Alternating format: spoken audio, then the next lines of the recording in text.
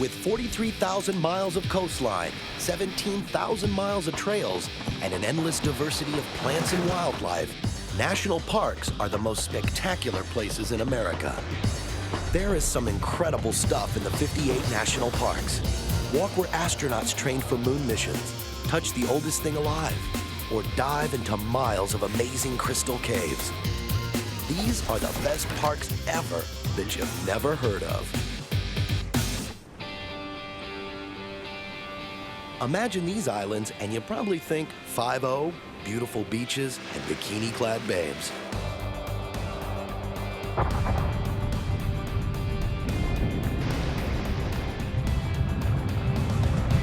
What you probably don't think of is Hawaii Volcanoes National Park. Located on the big island of Hawaii, the park's main attractions are Mauna Loa, which covers half the island, and Kilauea. These giants and their eruptions are one of the reasons that Hawaii is the only state in the nation that has an increasing land area and increasing land value. Talk about an investment.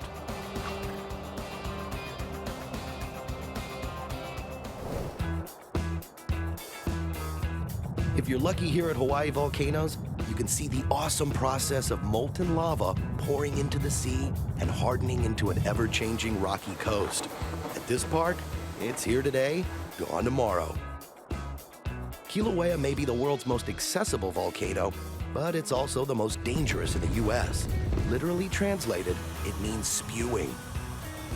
Mauna Loa, meanwhile, has lava fields so much like the moon that astronauts trained here in the 1960s for the Apollo missions. There's more than a lunar landscape, though. Black sand beaches, steaming craters, massive lava tubes, and mineral-rich soil that produces incredible, dense rainforests. The 11-mile Crater Rim Road circles what looks like a post-apocalyptic movie set. Up for a dare? Down the road, the Halemaumau crater blew its lid a few years ago and spewed toxic lava and debris over everything in sight. This is one mountain you don't want to piss off.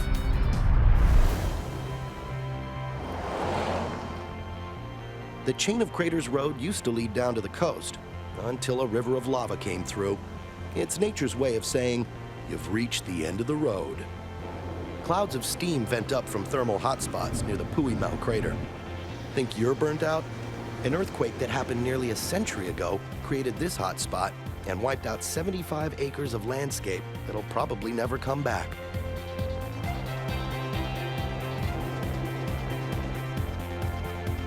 The park is still a work in progress since mineral formations as big as mountains and as small as snowflakes continue to alter the landscape. Down by the coast, jagged black lava cliffs are created by the raging surf that pounds the rocks.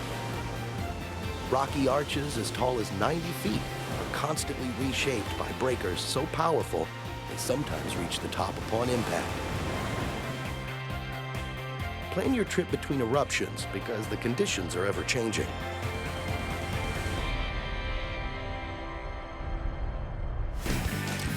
And make sure your last night in Volcanoes National Park includes a visit to the Iki crater to witness the fiery glow of this brewing volcano.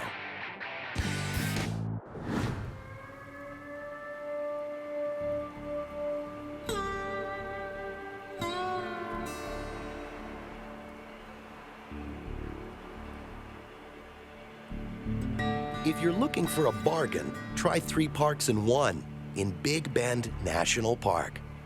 In America's Southwest, just north of the Mexican border, there's a place where the sun burns bright, the river runs wild, and the scenery is drop-dead gorgeous.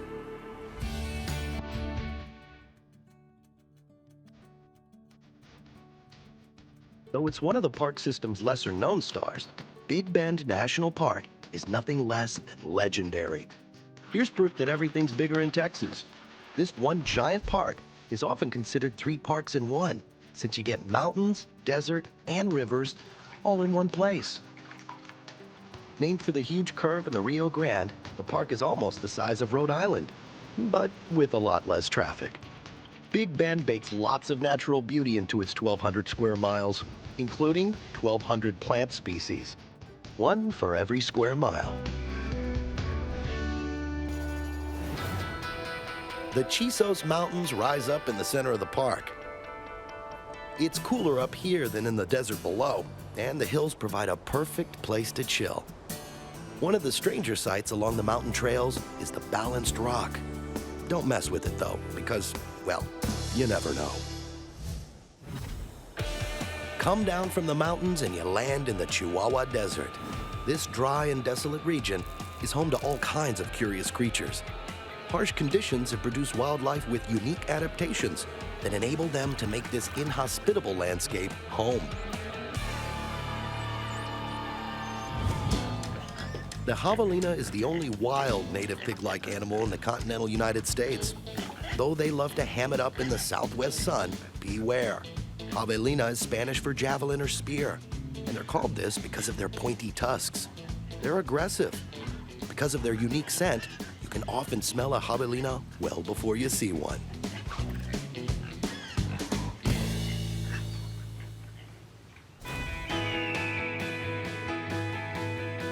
All across Big Bend, you'll see signs of its long geologic history, and its more recent human history will bring out your inner anthropologist. A canoe trip down this stretch of the Rio Grande to Santa Elena might be peaceful now, but it was once a disputed border between the Republic of Texas and Mexico. Not all national parks have marquee names, but once you've been to them, your friends will never hear the end of it. A canoe trip down the Rio is what you absolutely, positively want to do at Big Bend Park.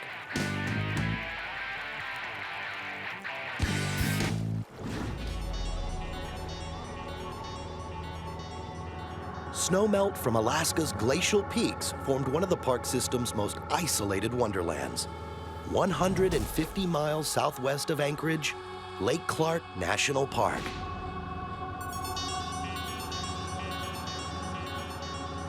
Be warned, this raw and remote preserve is only accessible by air or on foot.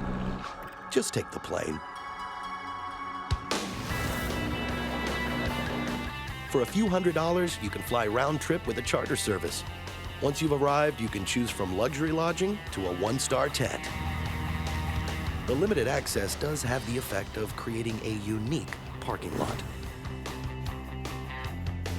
One of the newer national parks, Lake Clark was established in 1980 to protect rare volcanic landscapes, glaciers, waterfalls, and lots of fish. This park offers a true back-to-nature experience. Because of its isolated location, you'll need to be equipped with just the right supplies and wardrobe. If you don't bring it yourself, it's pretty much impossible to pick it up at the local mall. It's surprising that most people haven't heard of Lake Clark, because the hiking and camping here provide a one-of-a-kind backcountry experience. This is the kind of wilderness that makes guys want to hunt and gather and slap each other on the back. There's all kinds of recreation for all kinds of people.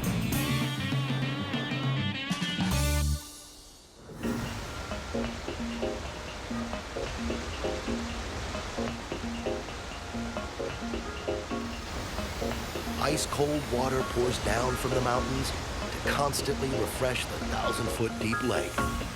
Taking on rapids like these is no day at the beach. The cold truth is that even in the summer, it feels like ice water. Lake Clark's isolation attracts both adventurers and hermits. A few of them built their own homes out here by hand. Talk about living off the grid.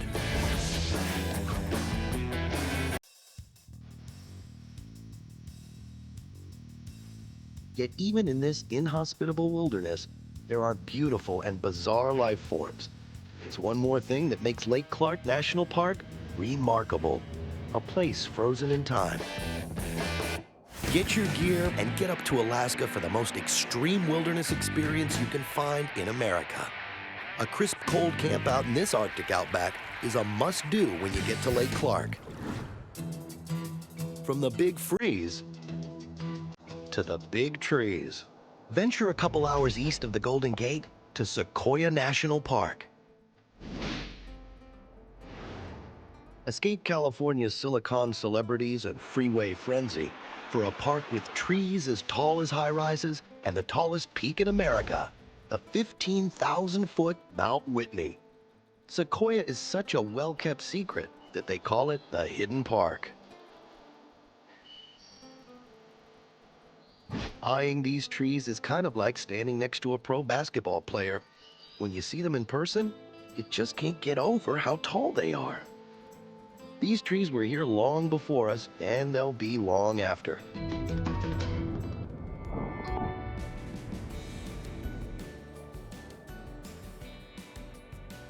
You normally go to a drive-thru for a burger and fries, but here they've got the giant tunnel log. A drive-through tree you drive through, well, just because you can.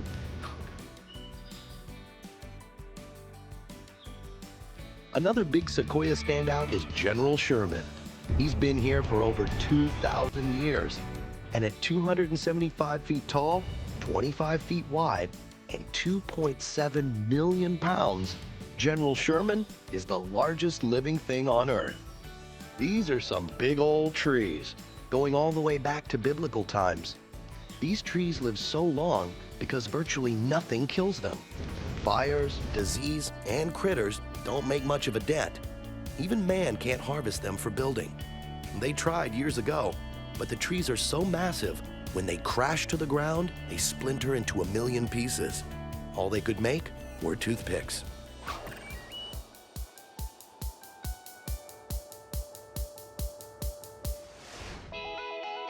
Just getting around can be an adventure too.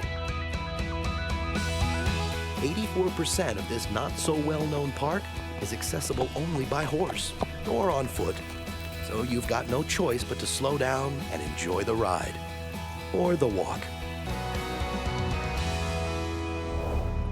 While people may have heard about the big trees in Sequoia, only insiders know how truly deep and dark this park really is. Sequoia even has its own version of the underground, a secret cave system right below its famous trees. Crystal Cave is the biggest and most explored, both on foot or on a belly-crawling expedition. Pictures in 7th grade science books don't do justice to the stalactites and mineral formations that were thousands of years in the making. If you're wondering how to keep your formation straight, remember that the T in stalactites means that they hang from the top of the cave. There are more than 80 caves below Sequoia National Park, and it's surprising that the park wasn't established just to protect this collection of caverns.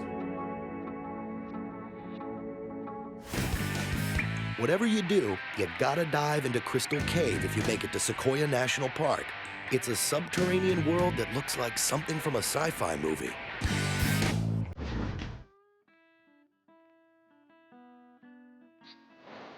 Not too far from Yosemite is an equally awesome national park you've probably never heard of. Kings Canyon National Park attracts a fraction of the visitors flocking to Yosemite. It's home to a stunning glacial valley that's unlike anything you've ever seen. This is Sierra Nevada's largest wilderness area, and it's also home to the Sequoias.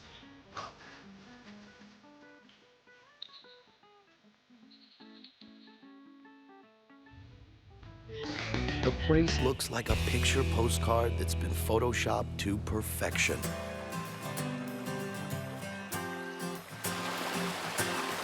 Most folks visit in the summer when it gets downright hot. But hey, it's California. It's dry heat. Trekking through this country in the fall is especially easy on the eyes. But no matter what the season, Kings Canyon is a park well worth discovering. Make sure you pay General Grant a visit when you're in Kings Canyon. After all, it's the nation's Christmas tree. You've seen some of the world's biggest trees.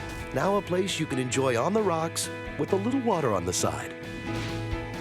The first place in the U.S. to see the sun each day, Acadia National Park has its own fjord, wooded islands, and pristine bays along Maine's Atlantic coast. Acadia may look familiar from camping catalogs and Stephen King movies. This 73 square mile wilderness is as rugged and challenging as it gets.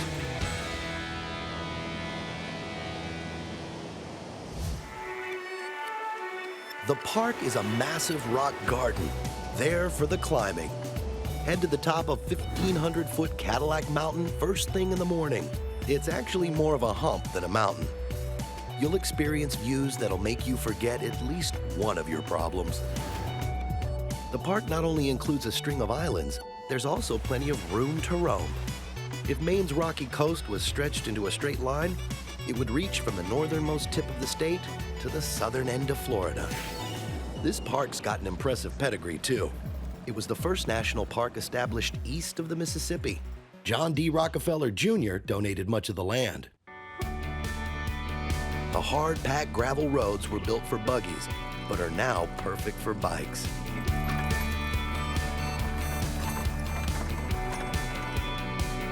If you're searching for solitude, better show up in June or September, because the park is popular during the summer months. When you get to Acadia National Park, be sure to get up early and get down to the rocks to witness the first sunrise in the U.S. There are places like Washington, D.C., where the word lush has a pretty negative vibe. But head just 75 miles northwest of all those Three Martini lunches, and you're in a place where lush means the greenery of the scenery in another preserve you probably never heard of, Shenandoah National Park. Legend says the heavens placed the brightest stars in the Shenandoah River, which was dubbed Daughter of the Stars. We're not sure who came up with this lovely story. Might have been an ad agency, but hey, it works. Just look at this place. The park's 500 miles of wooded trails cover a distance equal to a hike from San Francisco to the Mexican border. That includes 101 miles of the legendary Appalachian Trail, complete with markers to let you know when you're walking on historic ground.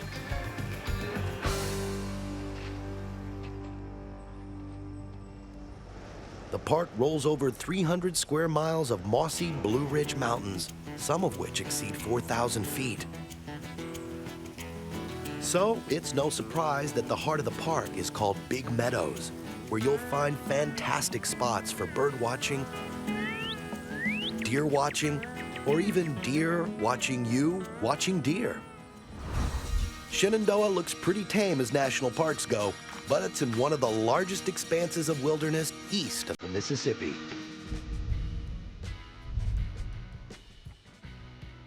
The backbone of the park is its only major road, the 105-mile Skyline Drive. It sounds like just any road, but there are 75 scenic pullouts along the way, which make it basically one big lookout. Because the nature here comes right up to the road, some think of Skyline Drive as a park of its own.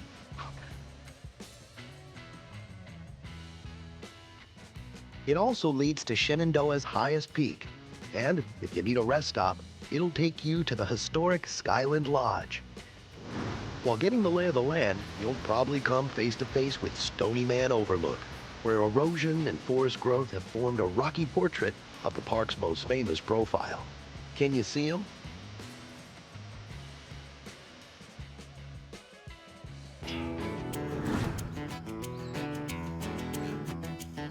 You don't want to overlook the Range View Overlook.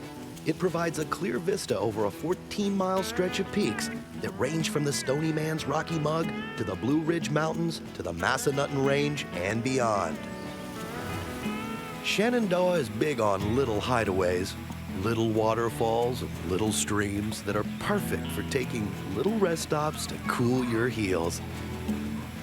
The places tucked away in the forest are so, well, magical. You half expect to see leprechauns out here.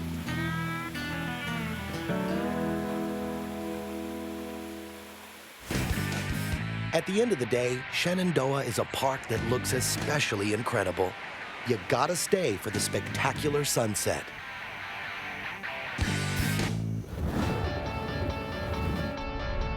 Whether you're after a hot blast or a cool breeze, a collection of critters, or just eye-popping scenery, you can find it all in the last places you might look, in the best national parks you never heard of.